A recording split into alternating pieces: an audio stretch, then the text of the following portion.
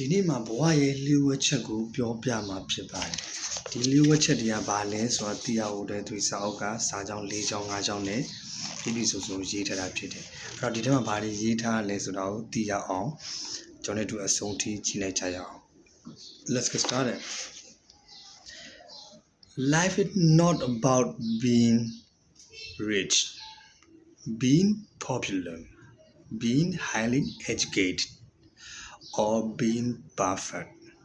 It's about being real, humble and kind. စာကြောင်းကဒီလောက်ပါပဲဒီစာကြောင်းကိုကျွန်တော်အပေါ်မှာရေးပြထားပါမယ်ဘာသာပြန်ကြည့်လို့လည်းရပါတယ်ဒီစာကြောင်းကိုကျွန်တော်တို့ပို့ပြီးတော့အင်္ဂလိပ်စာဆရာကြီးဆရာမကြီးတွေနဲ့ခေပညာတတ်တွေအောင်မြင်နေတဲ့လူကြီးလူတန်းစားတွေအားလုံးကပို့ပြီးသိကြပါလိမ့်မယ်သူကဘာကိုမိမောင်းထိုးပြထားလဲဆိုတော့ကျွန်တော်အနေနဲ့ sharing လုပ်ပေးရမယ်ဆိုတော့သူပြောထားတာကတော့ life is not about being rich ဘဝဟာချမ်းသာနေဖို့လည်းမဟုတ်ပါဘူးတဲ့ being popular ကြော်ကြားနေဖို့လည်းမဟုတ်ဘူး being highly educated မြင့်မားတဲ့လွန်ကဲတဲ့ပညာတတ်တွေပညာရေးတွေရှိနေဖို့လည်းမဟုတ်ပါဘူး or being perfect ပြည့်စုံနေဖို့လည်းမဟုတ်ပါဘူး it's about being realဘာလဲသူကစစ်မှန်နေဖို့လိုတယ်အမှန်တရားဖြစ်နေဖို့လိုတယ်စစ်မှန်နေဖို့လိုတယ် humble နှိမ်ချနေဖို့လိုတယ် and kind ချစ်နာတတ်ဖို့လိုတယ်ဒီစာကြောင်းကိုခြုံငုံပြောမယ်ဆိုရင်ဘောဟာချမ်းသာနေဖို့လည်းမဟုတ်ဘူးကြော်ကြားနေဖို့လည်းမဟုတ်ဘူးပညာမြင့်မားပညာရေးမြင့်မားနေဖို့လည်းမဟုတ်ဘူးကျန်တဲ့ဖြစ်နေဖို့လည်းမဟုတ်ဘူး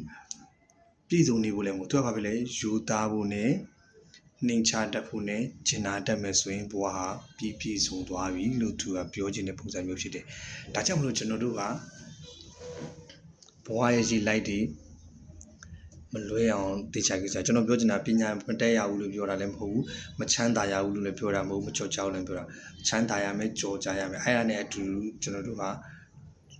ရှိတာလေးနဲ့ကြောင်းရင်တင်ပြီးတော့ဒီပေါ်မှာကျွန်တော်ရဲ့စစ်မှန်တဲ့လူတွေမှာယူသားတဲ့စစ်မှန်တဲ့ဆက်ဆံမှုတွေဟလာကိုနှိမ့်ချတတ်ဖို့တွေကျင်နာတတ်ဖို့တွေကိုသူကဥစားပေးပြီးပြောထားတာဖြစ်တယ်အခုလိုမျိုးအဆုံးထိကြည့်ပြတဲ့ကျေးဇူးအများကြီးတင်ပါတယ်ဒီတည်းကနေပြီးတော့အတွေးခေါ်အသစ်တွေအတွေးချုံအသစ်တွေရလိမ့်မယ်လို့လည်းကျွန်တော်လည်းမျှော်လင့်ပါတယ်ဒီလိုမျိုးအတွေးချုံအသစ်တွေအတွေးခေါ်အသစ်တွေရဖို့အတွက်ကျွန်တော်ရဲ့ဗီဒီယိုလေးကို like နဲ့ share လုပ်ထားပြီးမမေ့ပါနဲ့နောက်မှဒီတပုတ်ကောင်းတဲ့ဗီဒီယိုနဲ့တူကျွန်တော်ပြန်လာခဲ့ပါမယ် I love you all see you in my next video bye bye